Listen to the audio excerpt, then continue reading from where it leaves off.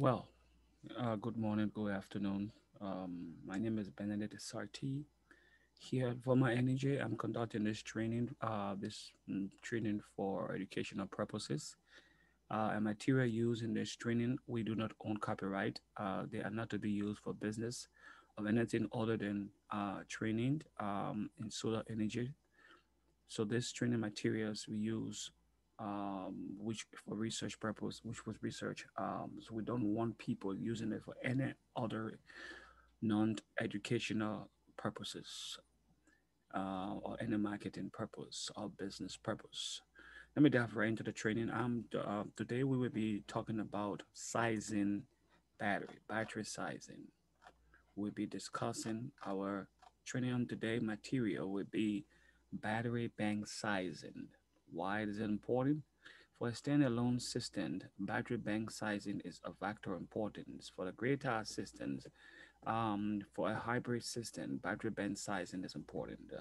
You need to properly size the battery or your battery in order to get the job done efficiently.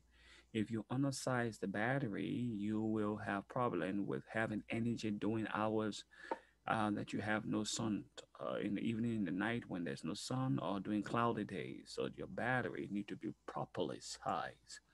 Now I'm going to summarize these first sections of this training material because these are areas that we have done.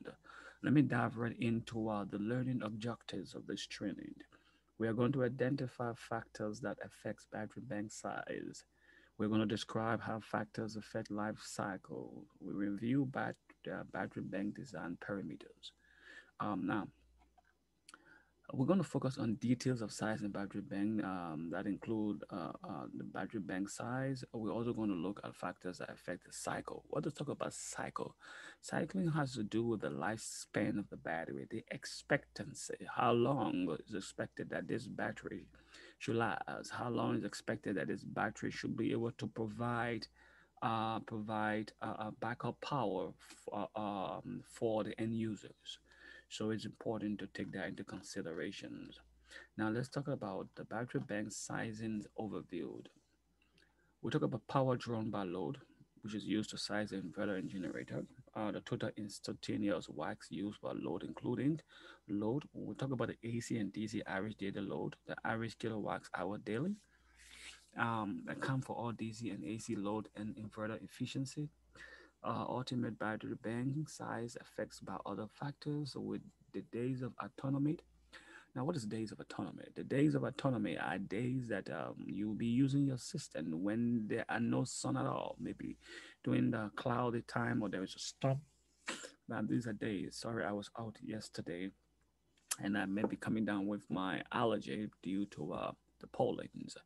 In America, we get allergy from going outside. If you stay here too long, your system become customized to the American system, your environment you find yourself in. So maybe having a problem with my allergy bothering me. But let me continue on this training material for the purpose of our trainings.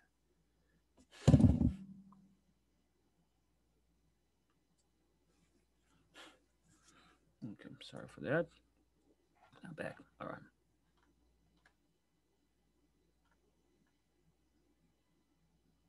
Now we were first reviewed about. We're going to reference our previous training on load analysis. Load analysis talking about how much load the end user has or your customer has or whoever going to be using the system that has been developed or been built or installed. The load has to do with the appliances and the wax of operations. How much power, how many wax those appliances need to run for a day or a period of time or a couple hours. The first variable in power drawn is wax, used in load analysis to estimate what the size, the inverter, and the generator. Now, the difference between sizing your inverter and sizing your PV array and your battery bank. To size your battery bank, you need the information you're going to need is the average daily load wax hour day. If you for our trainees, you can or our our team, you know what I'm talking about when we're talking about load analysis and what is the wax hour daily. We did that calculations, and I'm sure you guys understand that you should be able to have a clear understanding of that calculation. But I'm going to go to a quick review here. I have a quick review right here, very quick review of a chart. So this is a chart of an estimate of loads. Let me come up here. Calculating load estimate. So this is the information that is paramount to designing our battery bank. The average daily energy wax hour daily day. That is the more information we need. For example, you have your television. Television is 300 watts, the load. You have one television, you operate that operating wax is 300. You run that television for 3 hours. At that 3 hours, we will what? Divide by the 3 hours. We will multiply by the days of the week you use, which is 5 days. And then we divide that by 7 days a week to get our average daily energy wax hour day.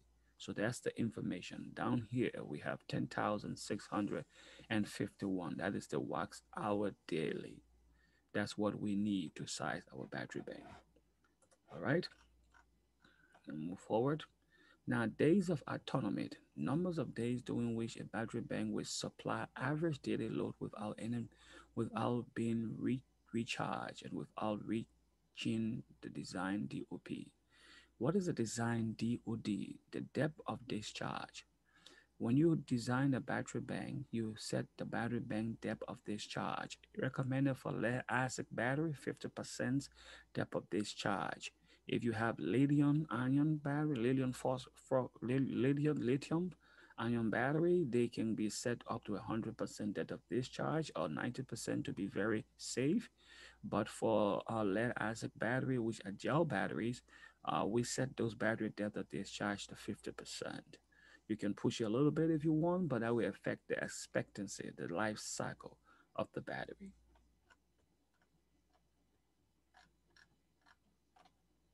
Now, the days of autonomy battery bank designed for X days of autonomy would not drop below the specific maximum depth of discharge, the DOD, while powering load for X days. More DOA equal bigger battery bank. Hybrid charging sources, few depth of discharge require thus a smaller battery bank. Generator, wind turbine, utility, etc. Choosing DOA varies by applications, climate, customer preferences, and system designs. So these are things that when it comes to choosing how much days of autonomy you want or the customer will want that I would like to run my system for 2 days, 3 days, 5 days, one day without any source of charge from either a backup system like a generator or a utility grill. But I want my battery bank to be able to run my entire load efficiently for these X number of days. Now, we have the factors that affect days of autonomy. Number one, location. Where is the system going to be built? The geographical location, the seasonal peaks on hours, the duration of cloudy weather events, reliably sunny climate requires shorter DOA, charging, changing soul size, the budget, days, depth of discharge, that fewer days of autonomy will require lower upfront cost, the reliability requirement, the customer preferences, the acceptable generator runs time, and so forth. Now, when picking the number of days of autonomy, there are several factors that need to be considered. The number of peaks on hour, the PSH, available in the site will impact the PV array ability to recharge the battery bank. An off-grid system in New Mexico may produce significantly more kilowatts hour than the same system in Vermont. Claimants that have a high PSH and a large number of sunny days will require fewer depth of discharge. Fewer days of autonomy (DOA) than a location with less PSH and fewer number of sunny days. The size of the charging source can also be a major factor when picking the number of days of autonomy. If you have a large PV array compared to the size of the load, then the battery bank will recharge faster and require few days of autonomy. Also, if there are multiple charging sources like the PV, hydro, or wind, then the fewer days of autonomy will be needed. What they're saying, if you have other sources of charge in your battery, with the exception of using the PV array, maybe you have a wind turbine, or you have a backup generator to charge your battery as the generator runs, your battery also charge. That also will help in a hybrid system. Um, Now this is a chart, the DOD, days of the depth of discharge and the discharge limit. So this chart here is showing the maximum depth of discharge, the maximum percentage of capacity permitted to be withdrawn. Now, bear in mind, if you run your battery below, so you run a lead acid, a lead acid battery, what at 100%, it would be very difficult for that battery to go back up. That's one of the biggest problems people have with battery. So it's important to set that depth of discharge that it may not go below. Very important. Now let me just read a little about this. It said batteries are used both on daily charge, discharge cycle, and subject to deeper cycles on in or an intermediate basis, such as during poor weather or when an larger load is placed on the system. Some battery systems are designed for self-consumptions and other applications as well, where they may get cycling several times a day. The percentage of capacity that is withdrawn from the battery each day is called the daily depth of discharge, daily DOD. The maximum depth of discharge, the maximum DOD, the level is the maximum percentage of capacity designed to be withdrawn from the battery. If this is reached, the system will either shut off or a backup generator must be turned on to recharge the battery. Maximum depth of discharge, which is DOD, is a worst case design scenario.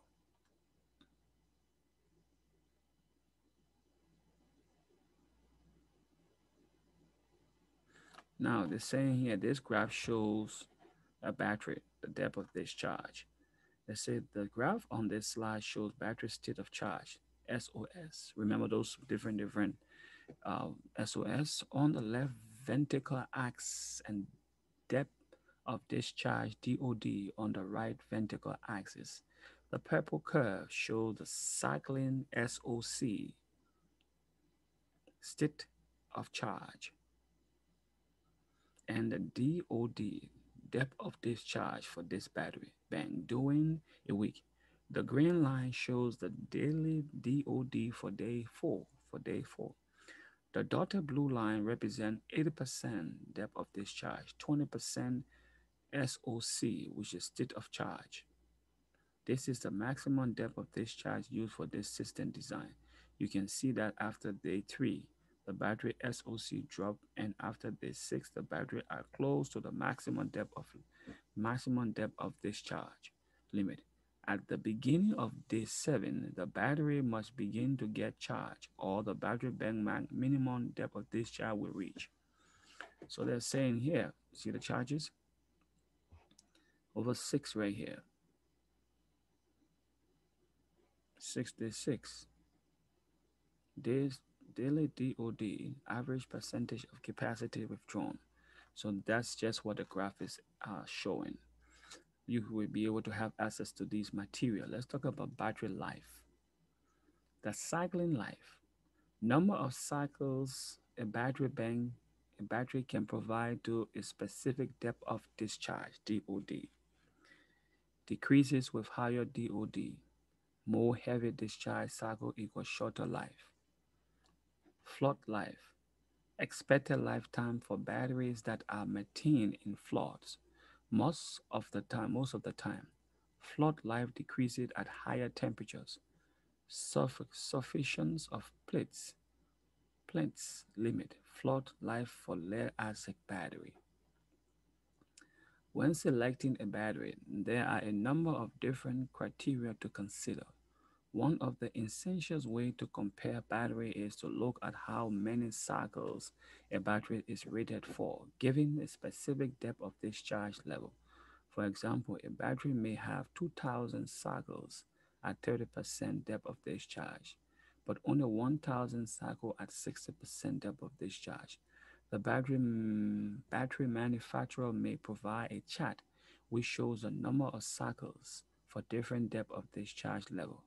The deeper a battery is discharged on a daily basis, the fewer cycles it will be rated for.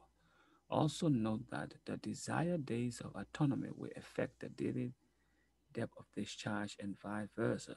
For instance, if a battery is going to be cycled 20% daily with a maximum depth of discharge of 80%, the day of autonomy will be 4. If the same battery was cycled 40% daily with a maximum depth of discharge 80%, there will only be 2 days of autonomy.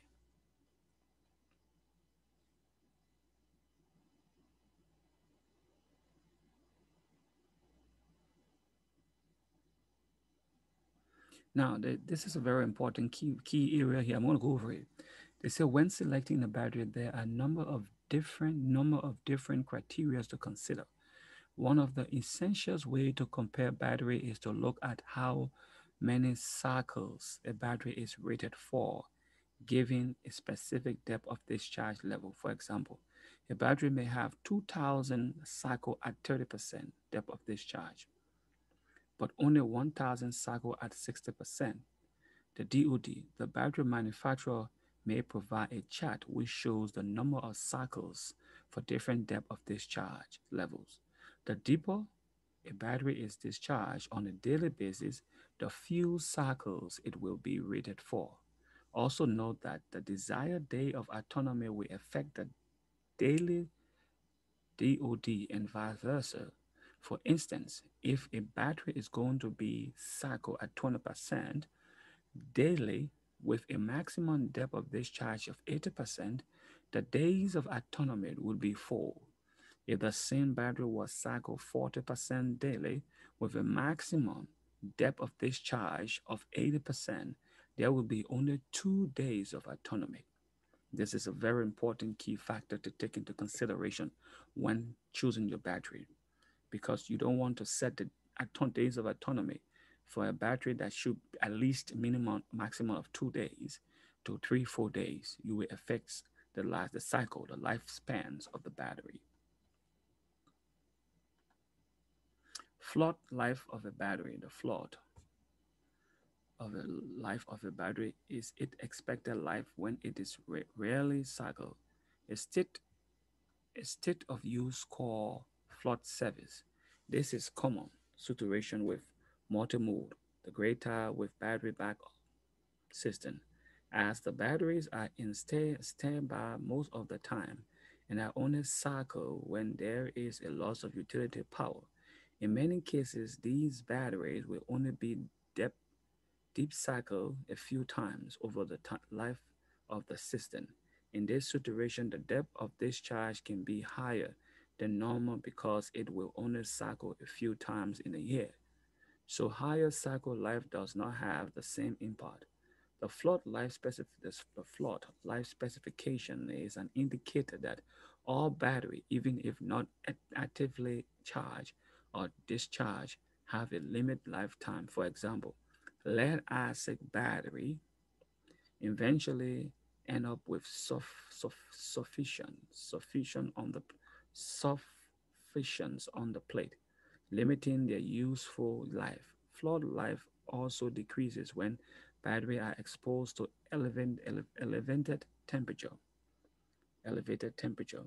Flood life will vary by battery technology, and although it is hard to obtain an actual number on how long battery will last in flood mode, the important idea to remember is that no battery, even if rarely used, will last forever.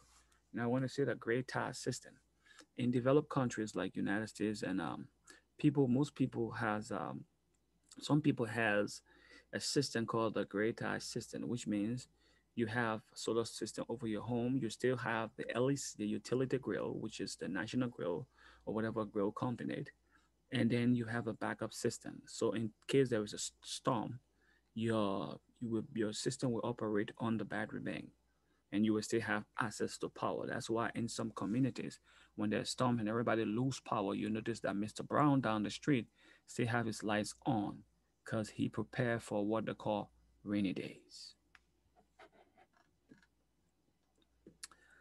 Now look at the theoretical life cycle, the cycle life and depth discharge. The DOD, depth of discharge percentage, VRLA gel. So gel battery, 10% at 5,700, 20%, 25% at 2,100, 50% at 1,000, 80% at 6, 100% at 480. Now, let's look at this here. I'm gonna go back here.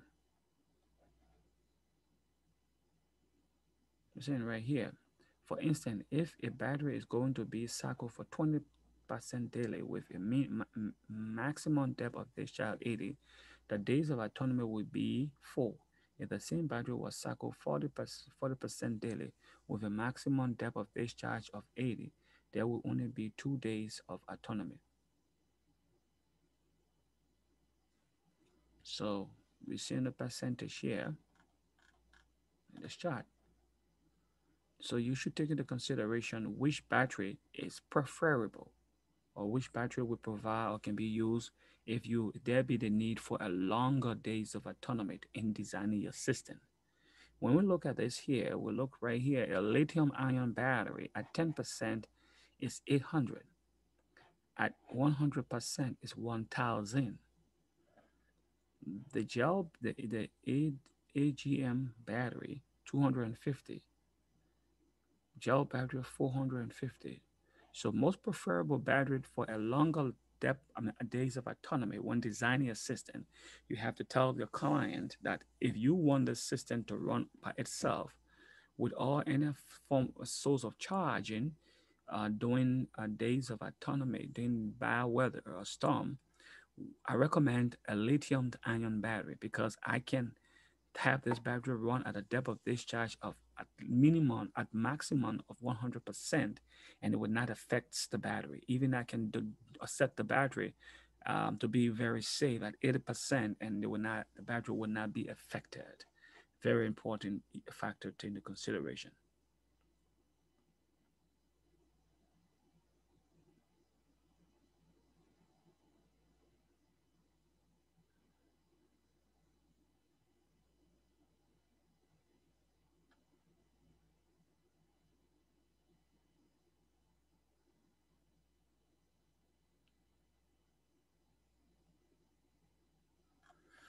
All right, let me move. You guys will be able to read the material. Now let's move right here to design variations.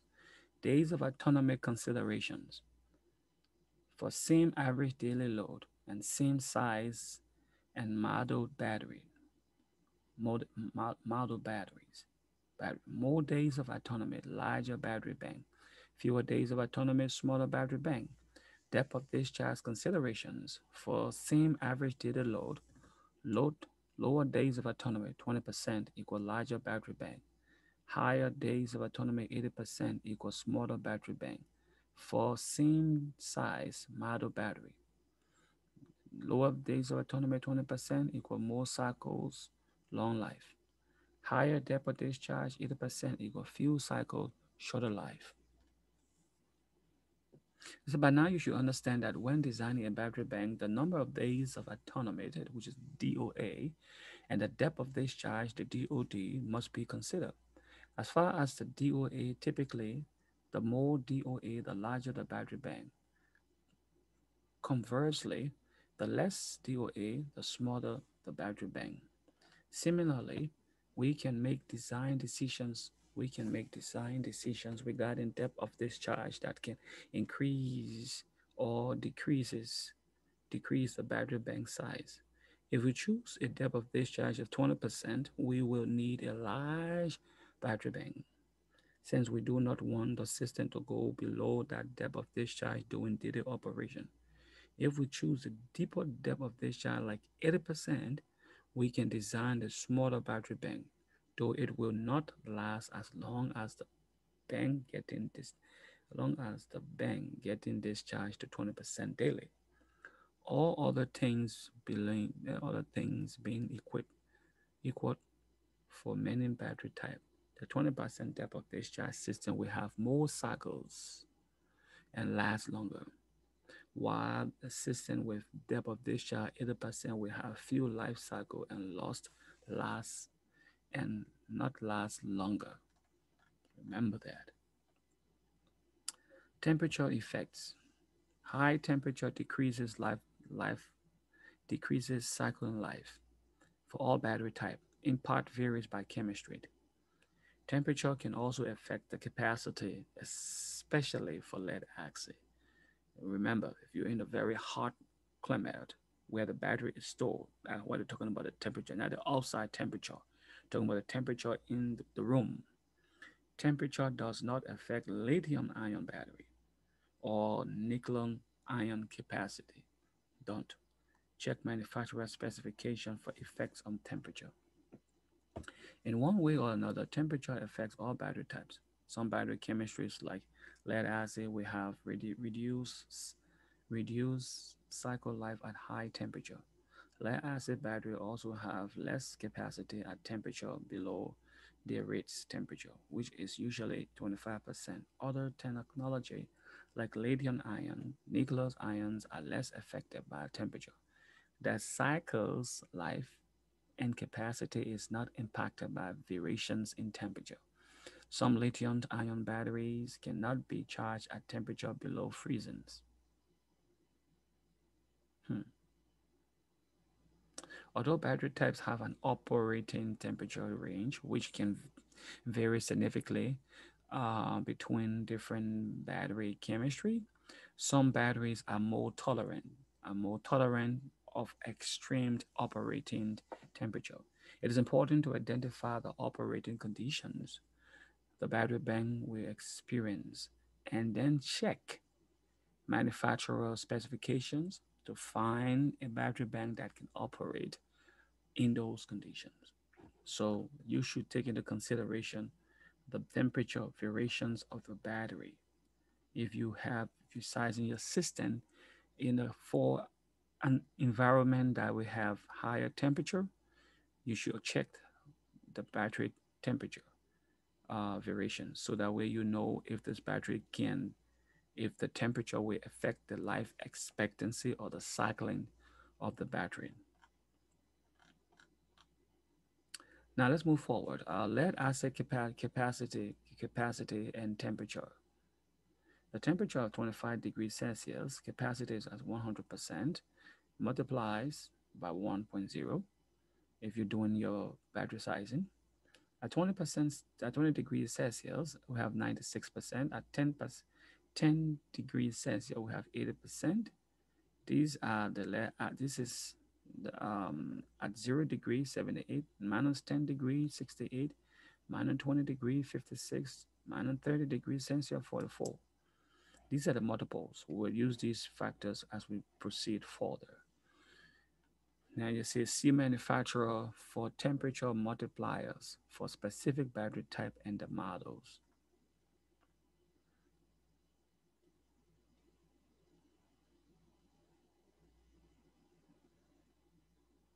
Now when talking about battery bank and temperature, we need to consider the temperature of where the battery are located, not the outside, not necessarily the outside temperature. Cold lead acid battery have reduced capacity since the chemical reactions which makes the battery works is less active at lower temperature. At larger battery bank operating during months of cold weather will be required to provide at least the same days of autonomy compared to when the weather is warm. When the battery warm up again, the capacity will increases. In order to make sure there is sufficient capacity in the coldest season, a temperature multiplier is applied to account for a capacity losses. The battery temperature multiplier is specific to a given battery model, type, and manufacturer, and to the coldest temperature the battery will be expected to perform in. Take into consideration when you buy your battery, check the battery temperature. If the battery will not perform well in a hot temperature or a hot area like Africa or Middle East or QS, you must know that it's important to find a battery that will perform well in those climatical conditions. I'm not going to read the whole thing. You guys will go over it yourself. We will send you. I'm going to send you the material that you can digest the material yourself. I'm good at reading one material over and over till I familiarize myself with the material. One second. Okay. Now, load analysis review. Total wax hour daily for DC and AC load. Incorporate inverter efficiency into the AC wax hour.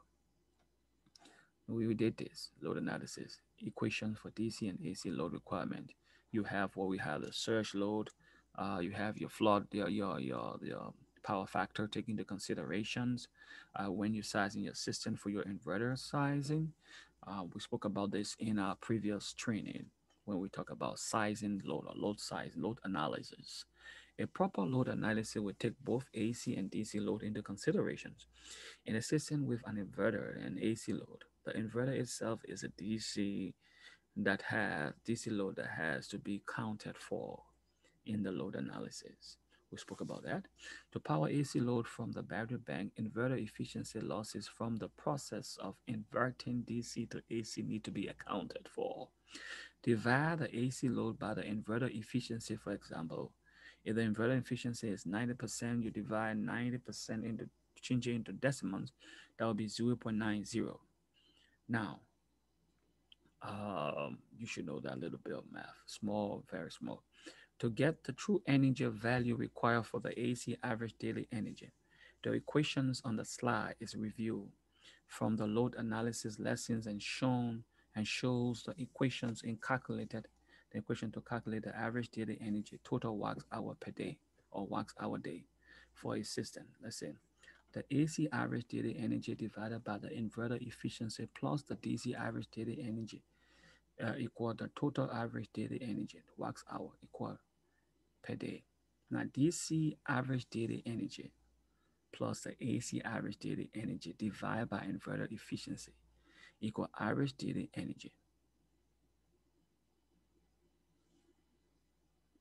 DC average daily energy plus AC average daily energy.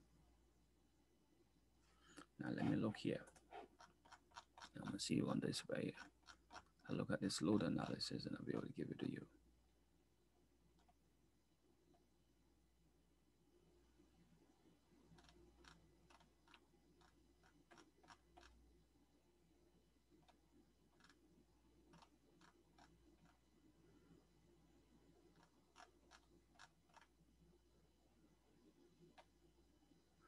Now if we look at here in your load analysis chart, load analysis value needed for sizing.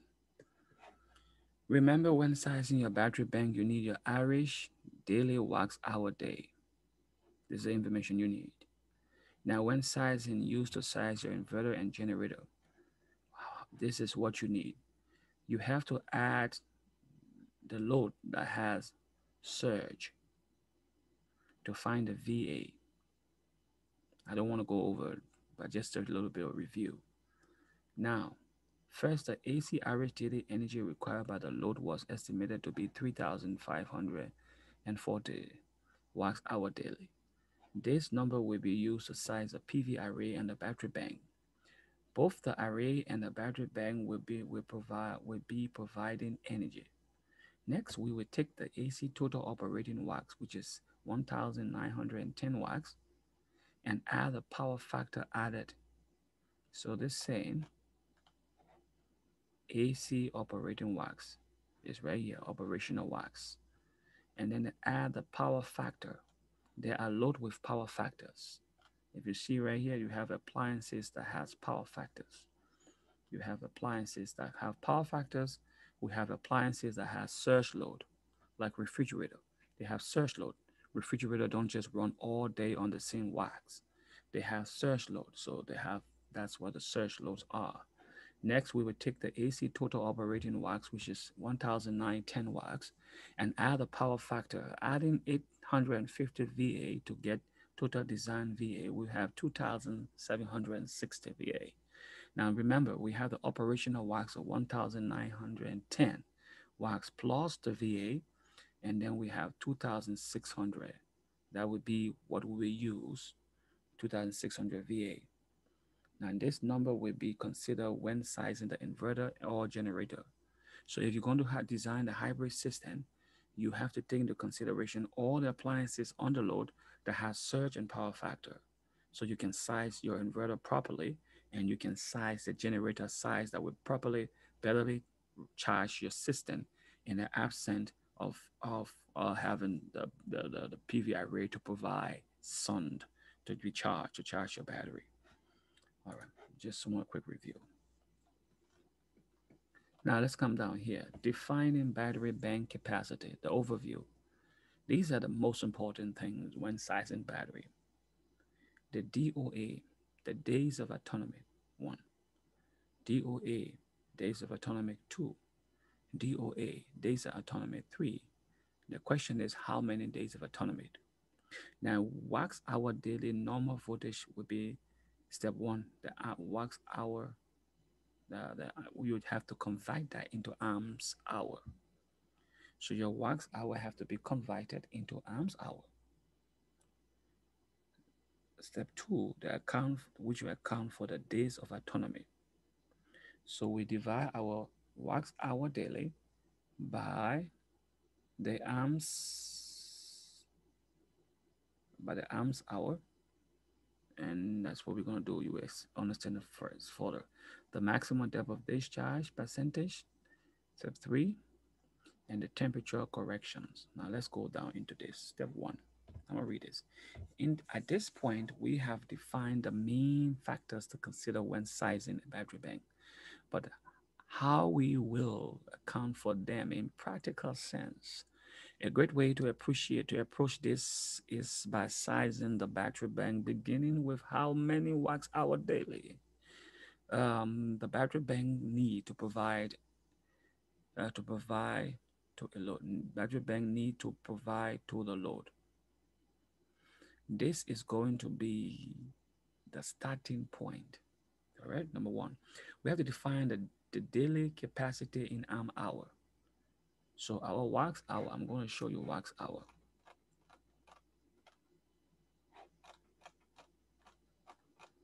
Back to our chart here.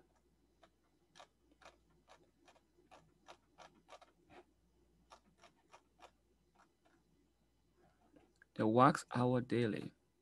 Let's say average daily energy wax hour day, 2013 wax hour. This is what you need. This information from your needs analysis, after going to the home and taking all of the information on all of the accessories or appliances used in that home, you now have this information right here. This is the information you're going to need. This is the number we need to convert. We need to change that number, that wax hour day. We need to change that to amps hour, because battery like lead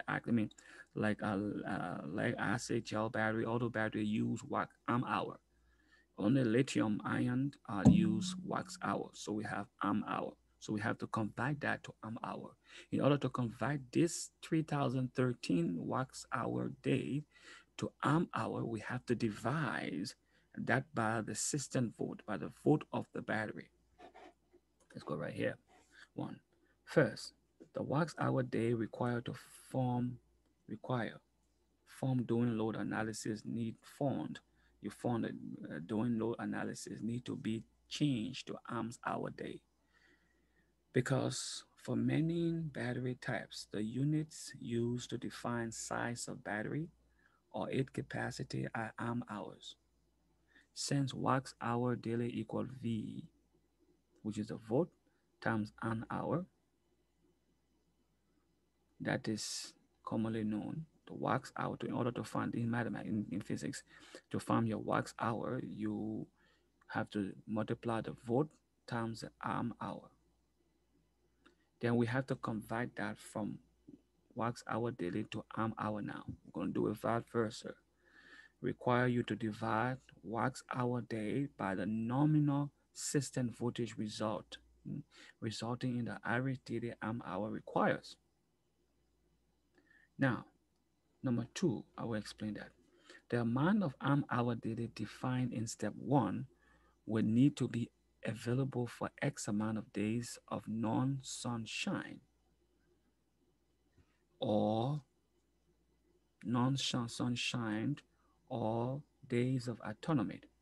The more days of autonomy, the bigger the battery bank. In this step, we will simply multiply the required amp hour from step one by the number of days of autonomy. Then we move down to step number three. To ensure acceptable battery life, the maximum depth of discharge need to be considered. The bank need to be sized. The bank need to be sized to keep enough amps hours so that the maximum depth of discharge is not surpassed, and the power and the battery are not overly discharged. For example, if step two result in 100 amps hour and the designer wants 50% depth of discharge, the actual battery bank will have to be less than 200 amps. Now, 100 amp hour divided by 50% depth of discharge will give you 200 amps hour. Now, if a deeper depth of discharge was allowed, a smaller battery bank would be needed. Now, let's look at accounting for battery operating temperature. The result, the resulting amount of amp hour from step three may not be enough for the system to operate as expected when the battery bank is at cold temperature.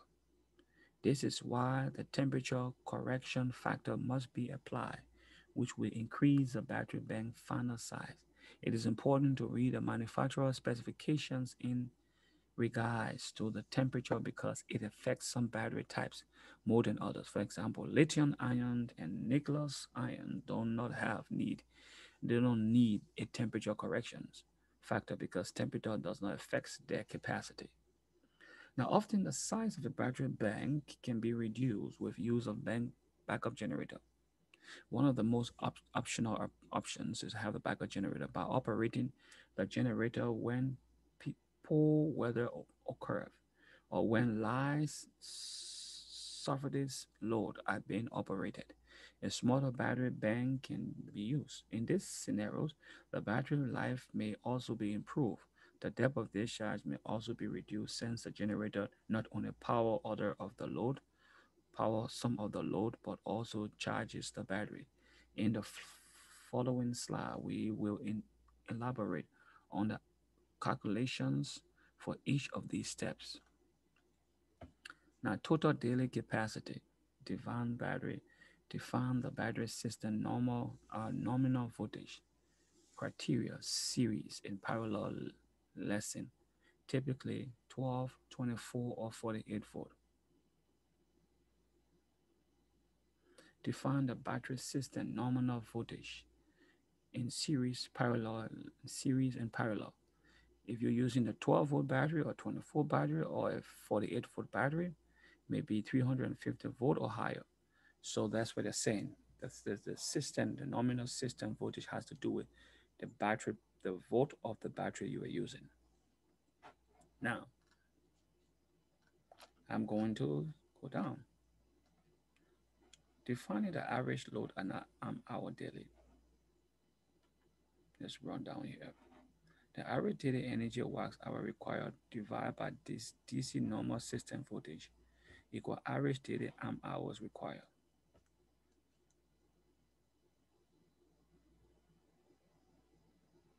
Average daily amp hour required. So we say 480 watts hour daily divided by 12 volt equal 40 amps hour a day. See that?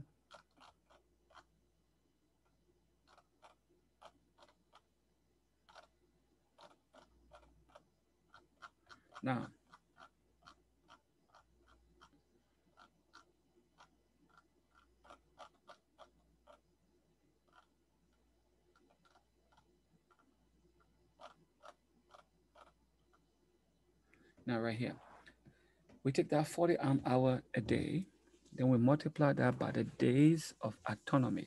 How many days you want to use that system without any source of charge.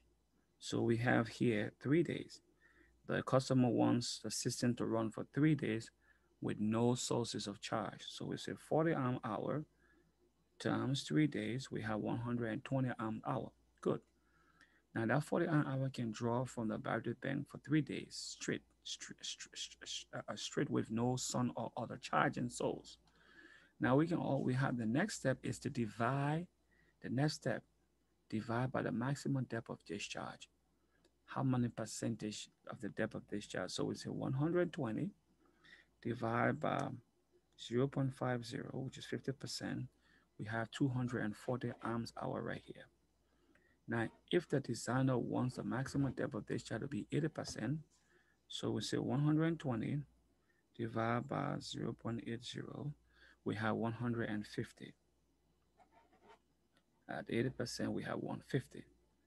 Um, if you want it to be the depth of discharge to be 20%, we say 120 uh, divide by 0.20. We have 600. We have 600 amp hour here. That's how you find the amp hour. So we have the amp hour right here. I mean, how much amp hour you need to run this battery, this system for 3 days.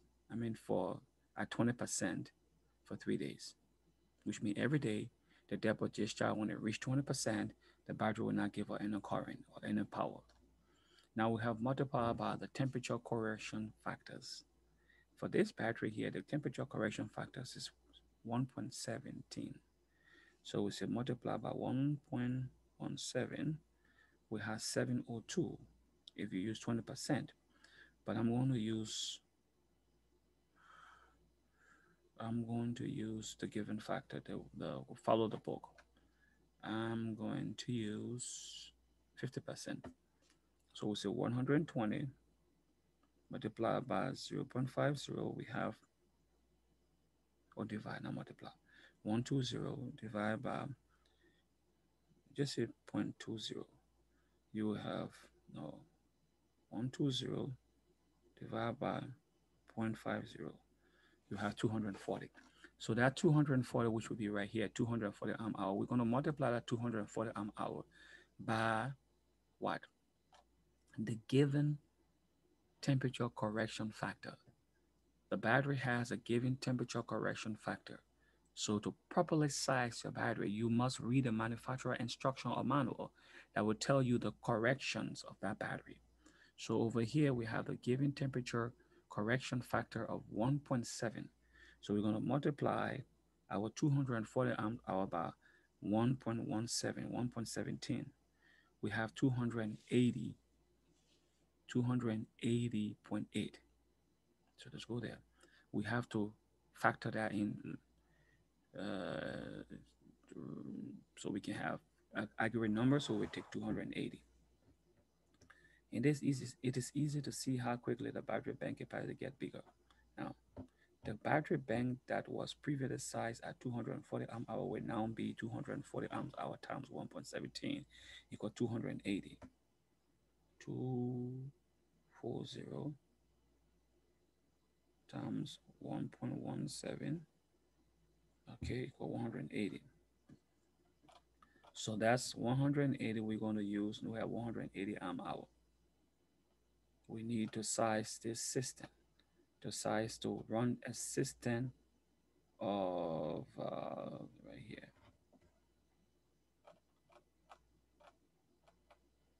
a system of 480 watts hour a day. We need 280 amps, 280 amps to be able to run that system. Now, how are we going to know? We're going to go further to see how we're going to put our system into parallel or series connections. Now, remember, when you wire or you connect your battery in string and you do it in series, the voltage increases, but the amps remain the same. When you do it in parallel, the amps, the voltage remain the same, the amps increases. Simple fixes. Now let's go over here. How many string in parallels? Depend on the capacity amps hour of one battery. Build bank capacity by connecting string in parallel. Iterations with different capacity battery. Target no more than 3 string in parallel for lead acid. For lead acid battery, you cannot do more than 3 string in parallel. No more than 3 strings in parallel. Let's go right here. Total battery bank capacity. We have the battery here. Total battery bank capacity divided by the battery capacity amp hour equal number of battery string in parallel. So battery bank capacity.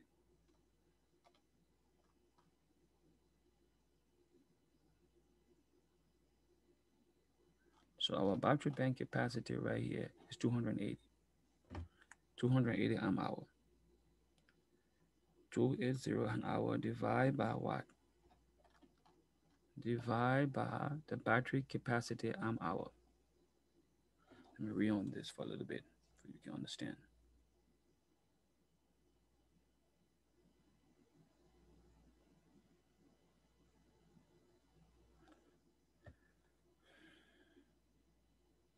1.4.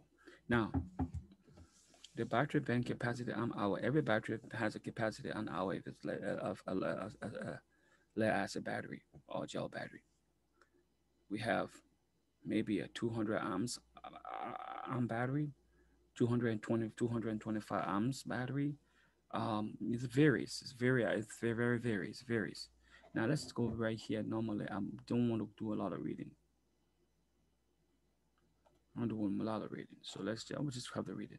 Now that the total battery bank capacity amp hour have been calculated, it is time to start making choices about what battery to use. In practice, this will be back and forth process, as you will have more than one battery make and model to choose from. Once once the total system amp hour have been calculated, divide it the C20 rate, by the C20 rated amp hour capacity of an individual battery will result in the number of strain of battery required in parallel. Total battery bank capacity divided by individual's battery amp hour capacity equal required strain of battery in parallel. This most likely result in a decimal number. Since you cannot install a fractions of battery, round will be necessary. Round up or down. This will be your decision, and it requires a case by case study. So if you are doing the mathematics, doing the calculations, and your battery and your calculations fall in decimals, so you have 1.3.3.6, 3.7, or 3.5. You know that you have to round it up, so you have to round it up to 4. If you have 3.1, 3.2, you have to round it down, so you round it down to 3. So that's what it's saying. This most likely will result in a decimal number. Since you cannot install a fractions of battery rounding will be necessary. Round up or down, this would be your decisions and require a case by case analysis. Some of the criteria to consider include trying to keep the battery bank below the maximum 3 strain in parallel for lead acid batteries, percentage of the total battery bank capacity amp hour that is being covered with that particular size. Battery redundancies, space available, budget, all those things had to be taken into considerations. Now look at, for example, considering a system that requires a battery bank capacity of 710 amp hour. The battery options are 225 amps hour. That's the battery we want to use. You also have an option of 350 amp hour and option of 400 amps hour models at the degrees Celsius of 20. Now, total size in amp hour required equal 20. Amp hour required equal 200. They say amp hour is 710. 710 amp hour divided by the battery amp hour battery, the amp hour of the battery will give you 3.16. The battery in parallel equals 3 because we round down equals 3. Strain in parallel. Total battery bank capacity in 225 amps times 3 equals 695 amps. And 695 amps would be 95.1 percent of 710 of 710. Example number 2. I'm going to go over that again. We have our arm hour, 710 amp hour. You know, we need an amp hour to be able to size our battery. After we did all those calculations, we have 710. Voila. 710, we're going to divide that by the amp hour of the battery we want to use. You have options. Maybe you want to use a 225 amp hour battery, or you want to use 350 amp hour battery. You want to use a 400 amp battery. It's up to you. Now we're trying to find how many battery can be put pair. How many battery we can pair into parallel. That's what we're trying to find. So we're saying here, we take that 710 amp hour and divide by the battery we want to use. If we want to use a 225 amp hour battery, we will be having what? Say 3.16.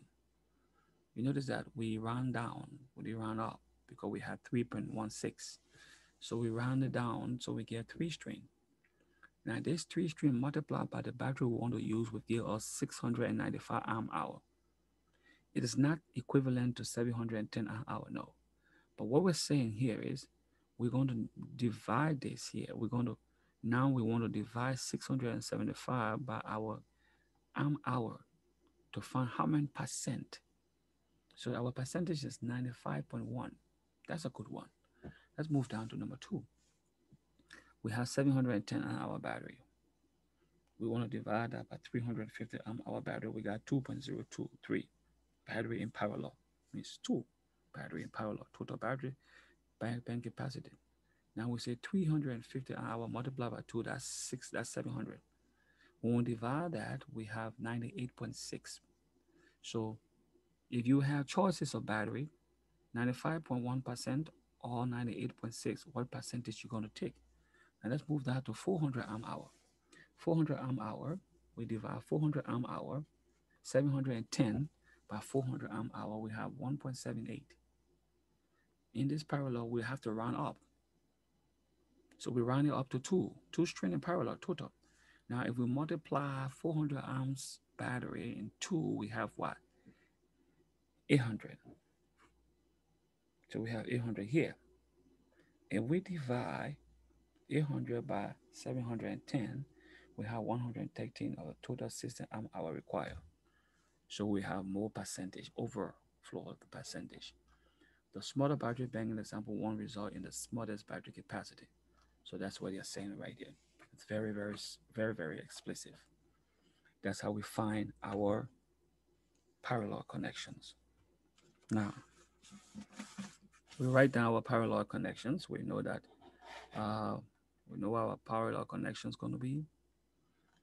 Then we want to find our series connections. How many battery in series? Depending on the voltage, which is the volt of the battery, building systems by connecting battery in series, higher capacity battery often have lower voltage. So at lower voltage. So a 2 volt battery will have higher amps. A 6 volt battery will have higher amps. 12 volt battery will have lower amps than a 6 volt or a 12 or a 2 volt. Lithium ion battery package at nominal system voltage eliminate the feed made series connections. Those are extras. Now look at the DC system voltage. The first thing you're going to need is your DC system voltage. You're going to divide that by your battery voltage. That will give you the battery in series. Your DC system voltage. So my DC system voltage, let's say your battery in divided by your battery voltage. So my DC system voltage is what? 12 volt. My DC system voltage is 12 volt. Divided by the battery voltage 12 volt, we have 1. Battery in series, 1. And I know we multiply times the battery string in parallel. We know our battery string in parallel over here is 3. Number 1, battery string in parallel here was 3. So let's see.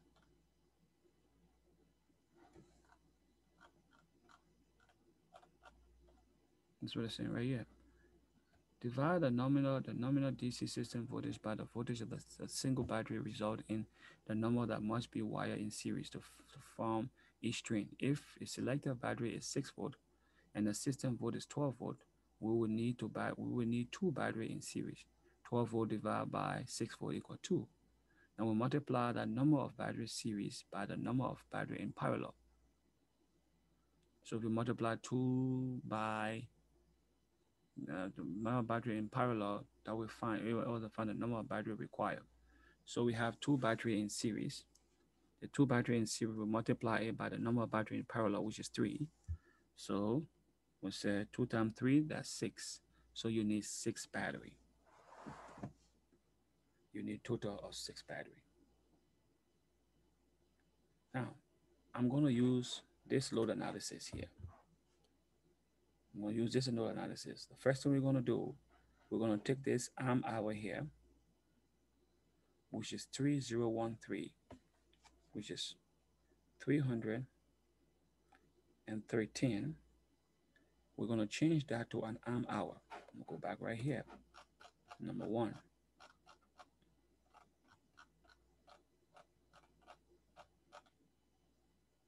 To find the average load amp hour. So number 1, we're going to change it by amp hour. So like they said previously, we're going to divide our 3013 watts hour daily by our system voltage of 12 volt, divided by the battery, the volt of the battery. System volt 12 volt. We have 251. Okay, 251, 251. All right. We'll take the 251. We multiply it by our days of autonomy, number 2. Multiply that by your days, number 2, number 2 here. Multiply by your days of autonomy. So we say 3 days. We have 753. And number 3, we multiply it by the depth of discharge, which is 50%. So we divide by the depth of discharge, not multiply, we divide by the depth of discharge of 50%. So we divide this by 0.50, we have 1,506 amp hour. At 1,506 amp hour, we have to multiply by the temperature correction factor. Temperature correction factor is 1.17. So we multiply this by 1.17. We have 1,762. The 1,762 we have here, that'll be our total battery bank capacity. In order to find our parallel, we're going to divide that by the battery capacity. We want to, what kind of battery we're going to use. So for our system, I'm going to use 225 amp battery. So I'm going to divide 1,762. 1,762, I'm going to divide that by the battery I want to use, 225 amps hour. So we have 7.8 and 7.83. So we have 7.83. What we're going to do, because it's 7.8, we're going to round it up. So we have 8 battery. So we have 8 battery in parallel. Answer is 8 battery in parallel. So 8 battery in parallel. We take that 8 battery in parallel. We come down to the series to find We have our DC system voltage, which is our DC system voltage, which is 12 volt, divided by the battery bank volt, and then DC system volt is 12 volt. The battery volt is 12 volt. So 12 divided by 12 is 1. All right. Now that we have one battery in series, we take that one battery in series, we multiply it times 8 parallel. So your total number of battery will be 8 battery. So we need 8 battery for that system.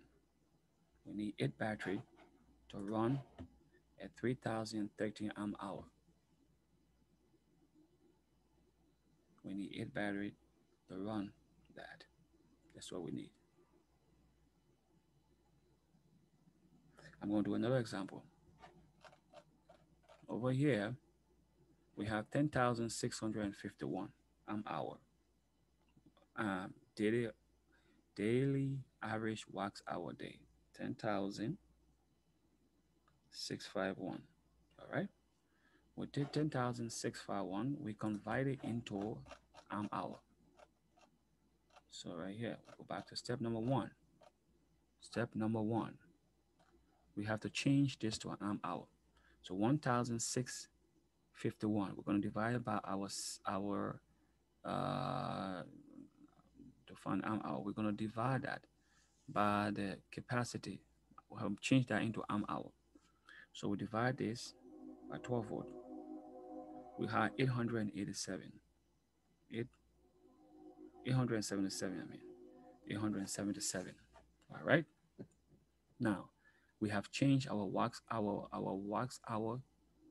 to amp hour right here. We have changed 10,651 to amp hour of 877. Now, number two, step number two, we are going to multiply this by our days of autonomy. So we times this by our days of autonomy times 3 days. We have 2,631. 2,631, we're going to divide that by our depth of discharge, step number three. Divided by 50%, 0.50, we have 5,262 amp hour. 5,262 amp hour, what we're going to do, we're going to multiply that by the temperature correction of 1.17. We multiply this by 1.17. We have 6,156. 6,156. All right, 6,156 amp hour. We're going to find it in parallel. So our total battery bank capacity is 6,156. We're going to divide that by the battery capacity. Our battery capacity is 225 amps hour right here. 225. We divide this by 225. We have 27.3. So 27.3 battery in parallel. So we're just going to run it up to 27. So 27 battery in parallel. All right. 27 battery in parallel. We come here. We know our system voltage. Our system voltage. The DC voltage is 12 volt. The battery voltage is 12 volt. So that's 12 divided by 12. That's 1. We multiply with one battery in series. We time that by 27. So that's 27. So total number of battery you're going to need for the system will be 27 battery. 27 battery. 27 battery will efficiently runs at 10,000 amps hour. 10,000 daily average an hour. And this 10,000 daily average an hour can be changed into kilowatts. So that would be a 10,000, 10.6 kilowatt system. So a 10.6 kilowatts, no, this is watts here. Oh, that's amp hour. So this is how many panel you need. It's not 10,000 kilowatts, sorry. But this is how much battery you need to run the system. 27 battery to run that system efficiently. And then you need 27 battery to run that system efficiently. That's how much battery you're going to need of 227, 200 and of 10,651 watts hour. So I'm going to use another source. I'm going to use the software. I like to try the software and see. Use the software now. Use the software here. That's why.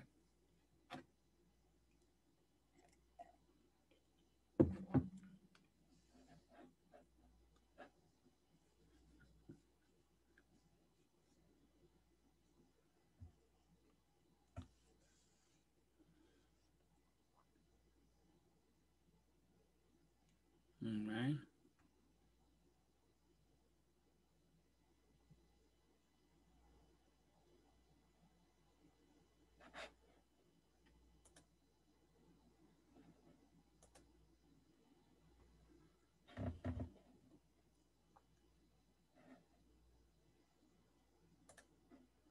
Okay. So right here, we're using the off-grid calculations. We need your daily energy usage, watts hour per day. We know our watts hour per day from this here will be 10,651. That's the daily watts hour per day. 10,651 watts hour a day. All right. How many days your system run without sun? We said 3 days. All right. What is the lowest temperature your battery bank will experience? This is tricky. Ooh, this is tricky.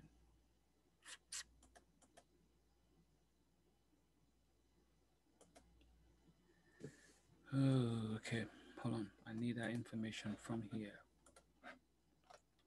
To just give us a 20% battery bank temperature correction. All right, they didn't say. They give us a 20% temperature correction. Um, so 1.17 battery bank correction. 1.17.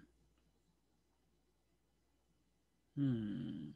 Oh, your coldest temperature is 10 degrees Celsius. Excellent. So we have our coldest temperature 10 degree. So we don't have 10, we have to take 20. So we take 20 degrees Celsius. Okay. And we're using, select the battery bank voltage 12 volt. We're using 12-volt battery at 50%. So we're using 12-volt battery. The battery bank capacity will be 9,736 amp hour. 3-string configuration, 3,246 amp hour per string. So we divide,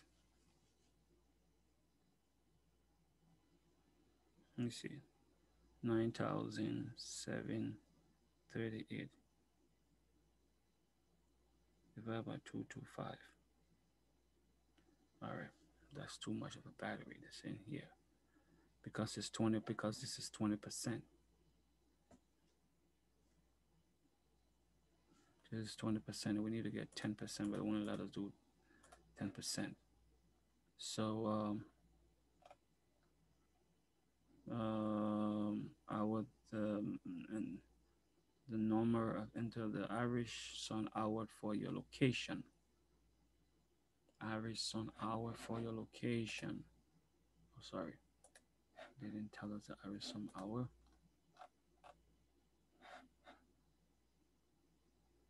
We assume that the Irish sun hour will be 4, so we take 4.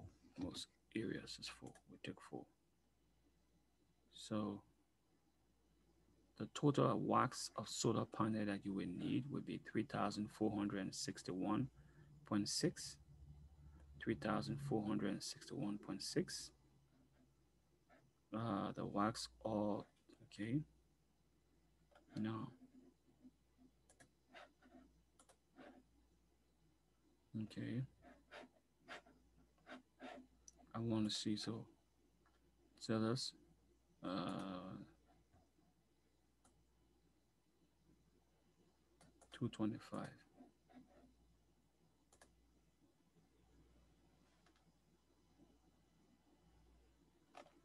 Okay.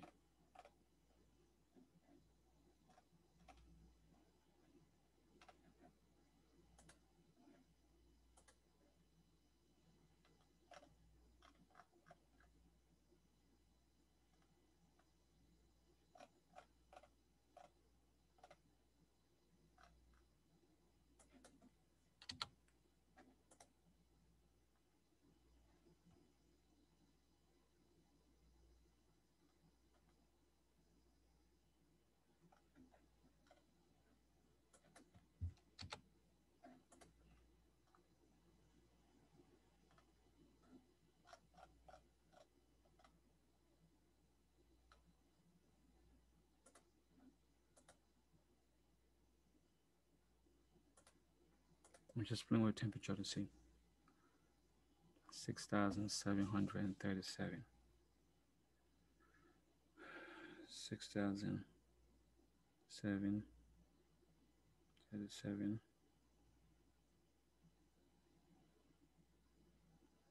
29 battery.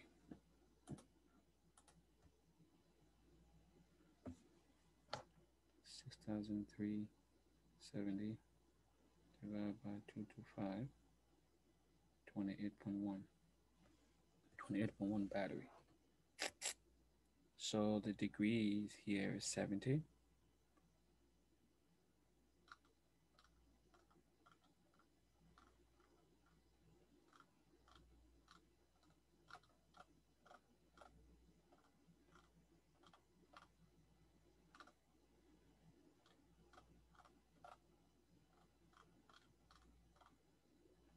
The battery bank capacity is 7,600 watts, 12-volt battery.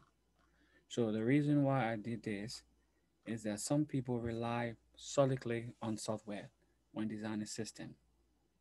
You have to do your own calculations. So you see here the calculation I did based on the information here, because 1.7, this is the correction. Because of the temperature corrections here of 1.7, that's why you were able to get the exact amount of battery that will work with the system at 50% because the right temperature correction. And two factors here. Number one, this does not allow you to go below 20 degree. You're done. So the temperature correction don't allow you to go below 20 degree.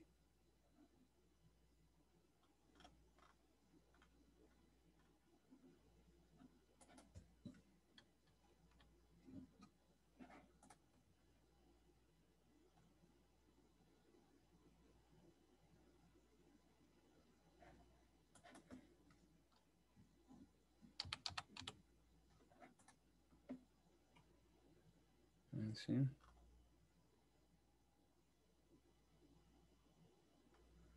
25 panels. 250 watt per panel. I changed this to 2. You need 31 panel. Yeah, 2.8. 22 panel. 2.2. 28 panel. 2.1. 30 panel. 2.2.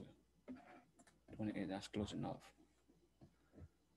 So we have 6,300 watts system. That would be a 6.3 kilowatt system. They tell you where your charge controller will be, your charge controller amp hour, and your solar charge controller that fits your need. Uh, Recommended solar charge controllers are here. Solar charge controller I designed, this is right here. MPPT solar charge controller.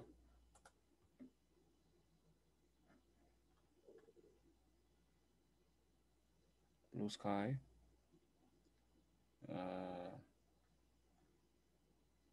It's our charge controller.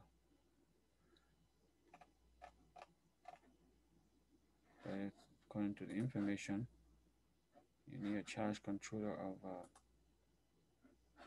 charge controller, solar charge. You need a charge controller that can handle 525 amps.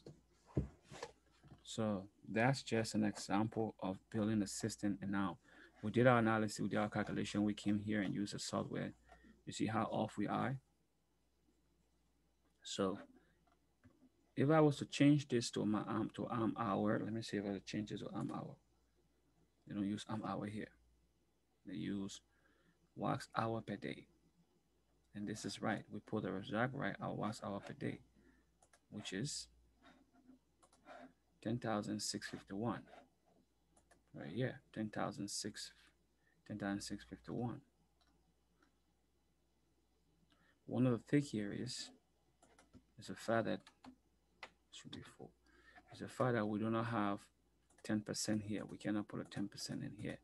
If we have to put a 10% in here, all of this will change. Now, 12,000.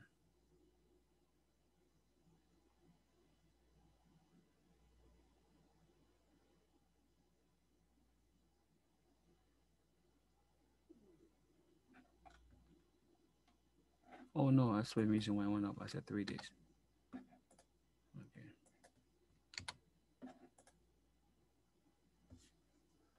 640, 92. Divided by 225, 28.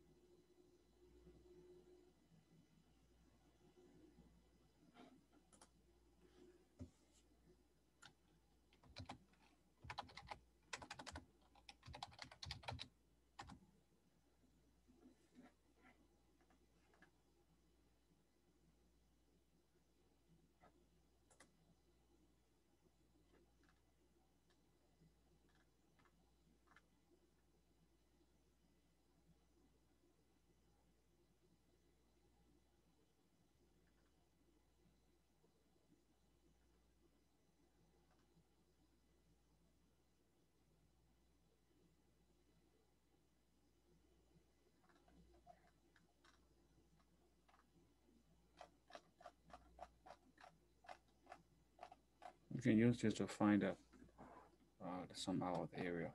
If you enter the address in here.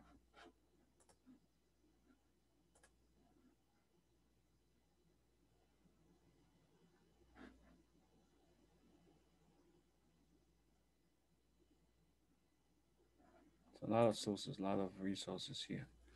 You have to do a lot of research when it comes to solar voltaic. Off-grid solar system design. This is training right here. The six-part video series cover the basics of designing a DIY off-grid solar power system and the sizing its components, the off-grid solar system calculations, every size of battery bank. Mhm.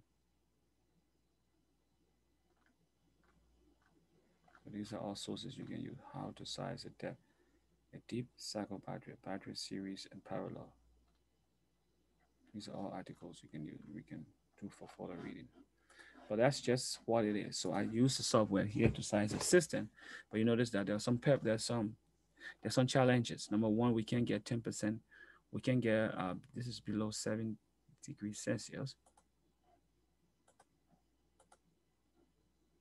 Okay, 10. So this is so 50 would be below 50 would be 10 degrees Celsius below 10. 50 Fahrenheit would be below 10, be 10. So we say here, let's say 10 degree.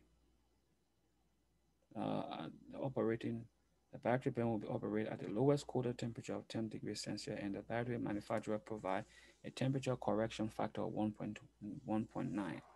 And then the battery bank that was previously sized at 240 amp hour will now be 240 amp hour multiplied by the temperature correction of 1.17 equals 280. So if we go back to my design, my software here, I have now, sorry,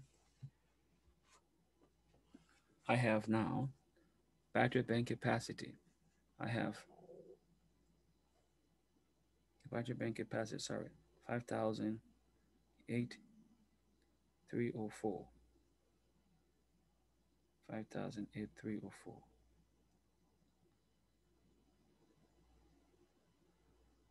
The battery bank capacity amp hour. So we're talking about amp hour. The battery bank capacity amp hour now is 4,859.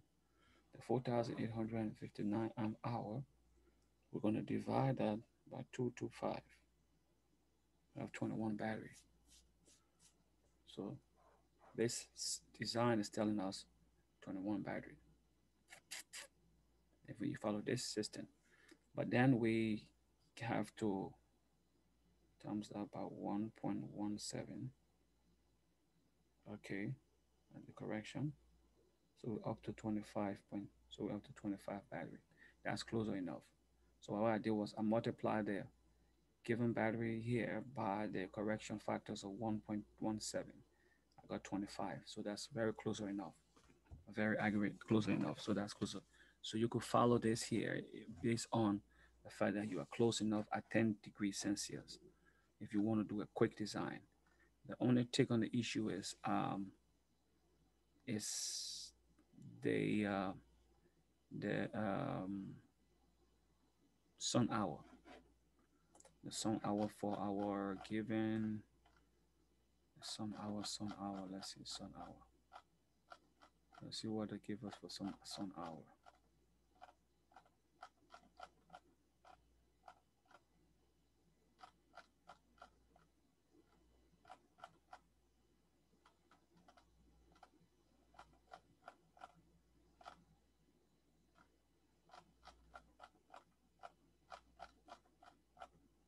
Do we have anything on sun hour?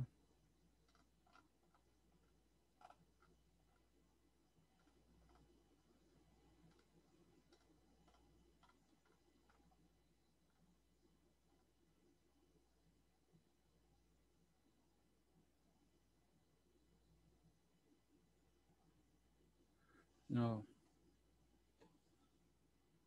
it just talk about the days of autonomy.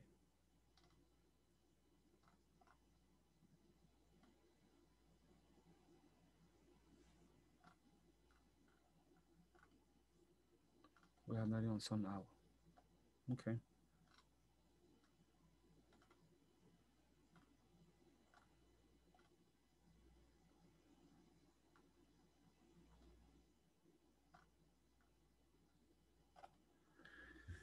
All right. So that's all for today. I was able to thank thanks God. I was able to conduct this training, and hope you guys watch the training. It's a very important training. Stop this. Hope you guys watch the training. Very important that you watch the training video. I'm going to share the video. Well, thank you for watching. If you have any comment, you can put your comments below when we share this video on YouTube and share it with our team and other anybody who access the video that may find it interesting. Thank you.